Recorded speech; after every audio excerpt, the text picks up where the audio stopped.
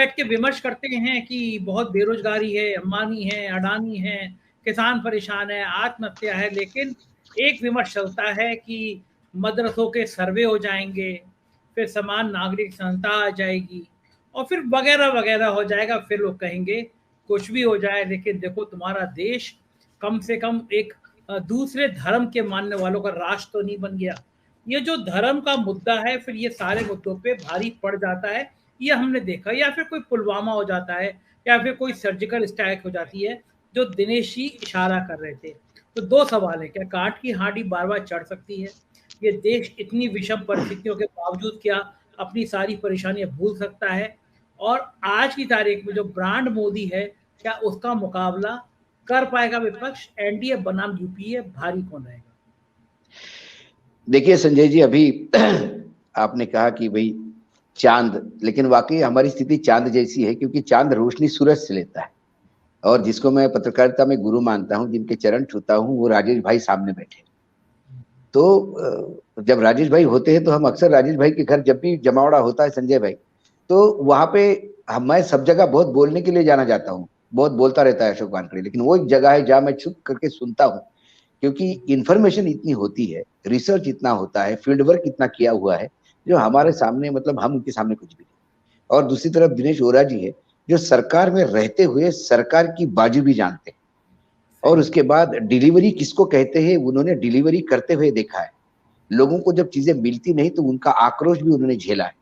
और इन सबको हम लोग तो दूर से देखते हैं, बर्ड आई व्यू से। लेकिन फिर आज मैं उस बात पे आता हूँ जो आपने। एक सेकंड, दो जनों की तारीफ कर दी, थोड़ी मेरी भी कर दीजिए। संजय भाई, आपने ये प्लेटफॉर्म दिया, ये प्लेटफॉर्म ही नहीं देते तो हम कहाँ होते, हम हमारे घर पे ही होते। तो साधुवाद तो सबसे पहले आपको है ना, जबरदस्ती तारीफ लेना अपनी। नहीं जब नहीं देखिए देखिए संजय भाई, बात जो है, मैं वापस जो राजेश भाई कह रहे थे, मतलब वोरा जी जो कह रहे थे, वो कोई बात गलत नहीं है। ब्रांड मोदी आज भी है, लेकिन वो ब्रांड इंदिरा भी हुआ करता था। और वो इंदिरा जी के टाइम पे इंदिरा जी को इतना गुमान चढ़ गया था कि उन्होंने इमरजेंसी लगाई, उनको लगा संविधान भी क्या चीज है, मैं कुछ हूं सब कुछ है। वर्तमान में देश अघोषित इमरजेंसी से जा रहा है। आपातकाल, अघोषित आपातकाल लागू है देश पर।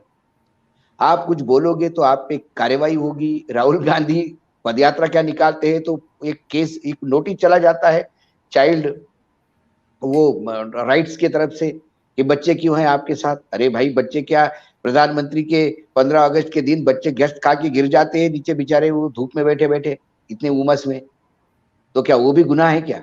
मतलब एक अति हो जाती है किसी भी चीज की।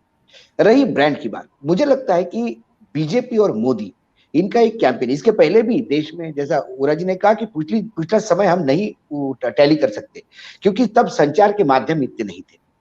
आजकल संचार के माध्यम बहुत ज्यादा हो गए, लेकिन तब संचार के माध्यमों पे इतनी जबरदस्त किसी ने पकड़ भी नहीं रखी थी। ये जो संचार के माध्यमों पे दादागिरी है, क्योंकि संचार के माध्यमों में भी जो आज अखबार है या चैनल्स है, वह पत्रकारिता कम, दलाली ज्यादा हो गई है। मालिकों को रेवेन्यू चाहिए। यदि कल किसी अखबार ने, दिल्ली के सबसे बड़े अखबार ने 2 लाइन छाप दी केजरीवाल के खिलाफ, तो पता पड़ा सारे विज्ञापन आपके इस महीने का 6-7 करोड़ का विज्ञापन का लॉस हो गया। तो वो चरणों में चला जाता है, क्योंकि अब मीडिया भी एक बिजनेस हो गया है और उस बिजनेस के तहत पत्रकारिता की जगह नहीं रही। इसलिए सही सूचना लोगों के पास जाने का अभाव है। यही कारण है कि आपके जैसे प्लेटफॉर्म पे लोग लाखों देखते हैं, लाखों लोग देखते हैं, यही कारण है। और ये जो प्यार करने वाली बात है, तो इसलिए नहीं प्यार करते कि हम कोई शाहरुख खान जैसे दिखते, प्यार इसलिए करते कि हम सच्चाई बताते हैं जो लोग महसूस करते हैं। ब्रांड मोदी है क्या?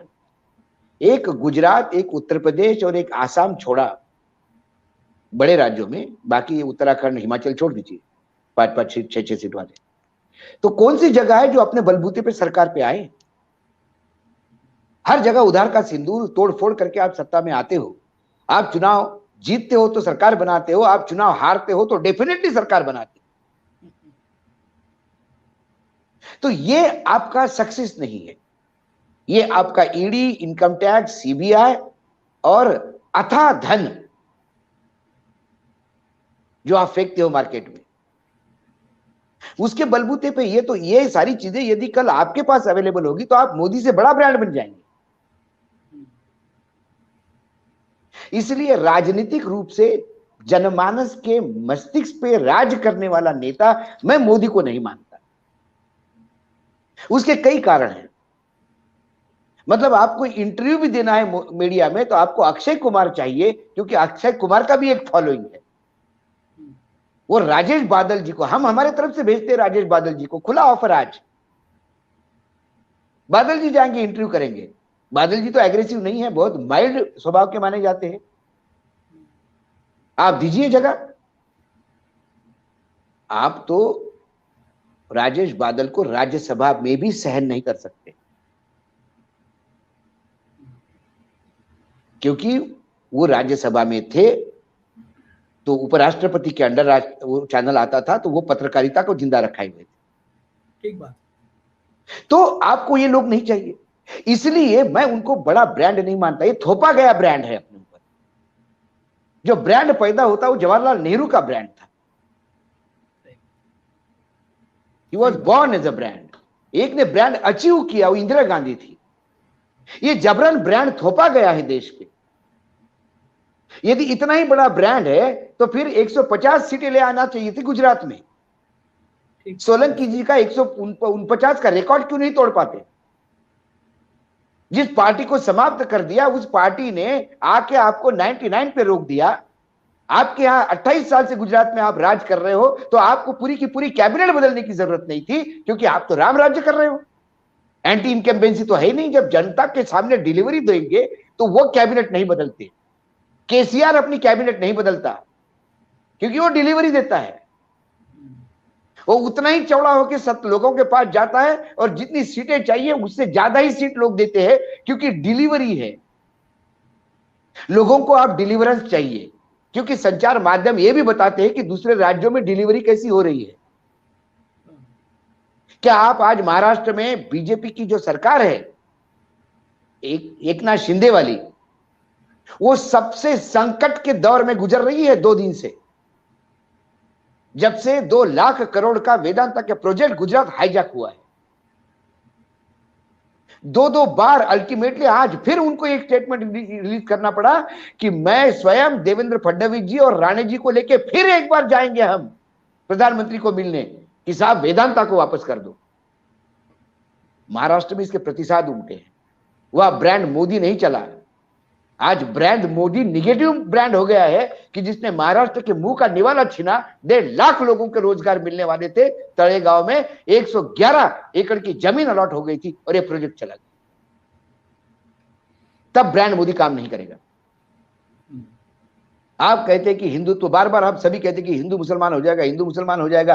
अयोध्या में मंदिर हो गया, क्यों मार खा गया बीजेपी लोकसभा आपके विधानसभा चुनाव में? अब तो काशी में भी हो गया, अयोध्या में भी हो गया, मथुरा का मूवमेंट भी चल गया।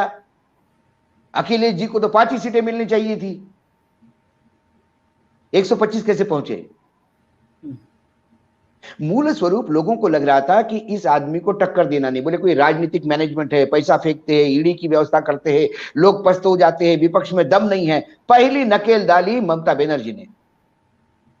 और पूरी ताकत के साथ जब चुनाव लड़े, उसके बावजूद ममता ने बता दिया कि नहीं, हम हमारे जगह पे, और वो ज्यादा मत साथ आई। पहला सेटबैक वो लगा, बॉडी लैंग्वेज देखिए आप प्रधानमंत्री जी की, उस टाइम से मामला गड़बड़ा गया।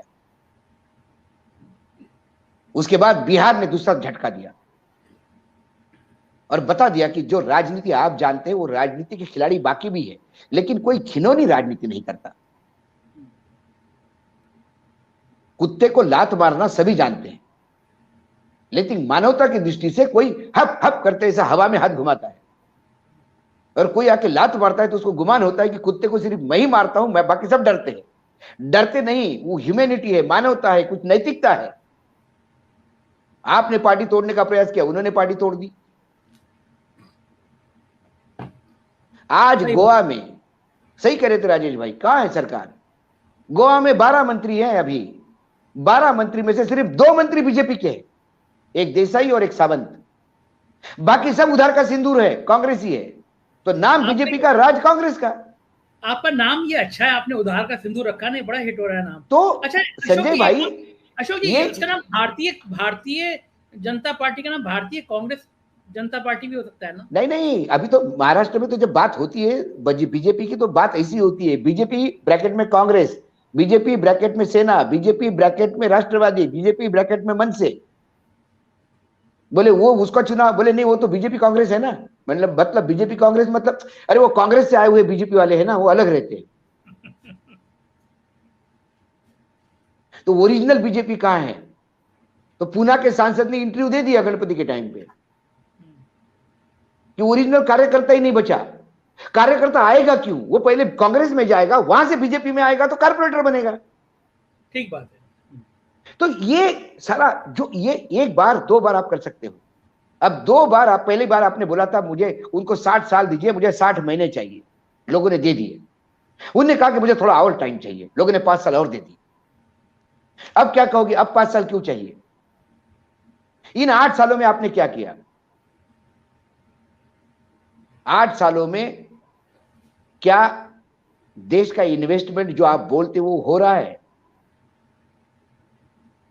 क्या 8 सालों में इंपोर्ट एक्सपोर्ट, आज ही फिगर आया है इंपोर्ट एक्सपोर्ट का, राजेश जी, हमारे यहां जो डेफिसिट होता है इंपोर्ट और एक्सपोर्ट का, ट्रेड डेफिसिट, वो डबल हुआ है, दुगना हुआ है।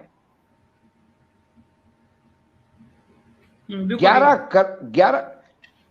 फिगर है मेरे पास, 11 अरब डॉलर से वो 26 अरब डॉलर हुआ है।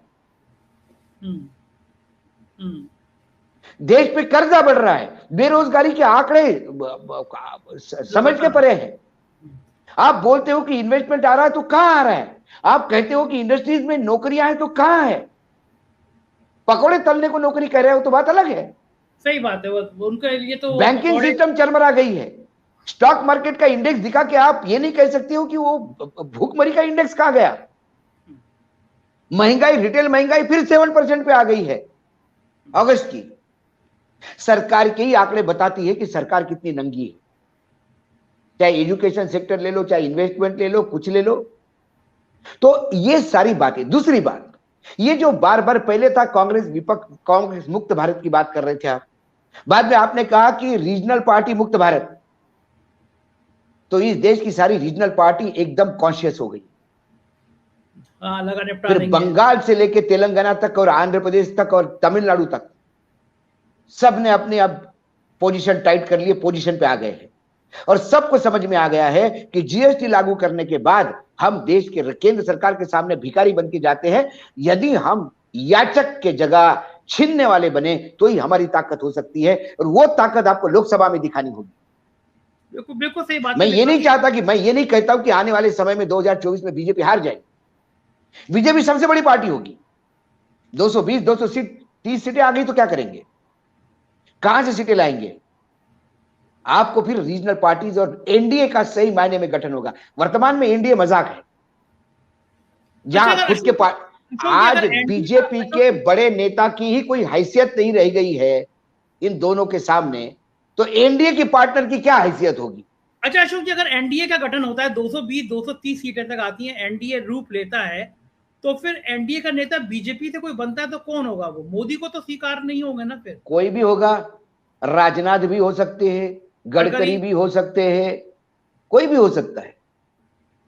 बिल्कुल बिल्कुल अशोक जी, मोदी नहीं चाहिए, क्योंकि जिस हिसाब से जो ये राजनाथ सिंह का भी एक राजनीतिक, उनका भी एक रहा है, इतिहास रहा है। गडकरी का भी राजनीतिक एक अपना पीछे पूरा रहा है। कहीं ना कहीं राजनीति में सबको जो आप बोलते हो उसमें से 5%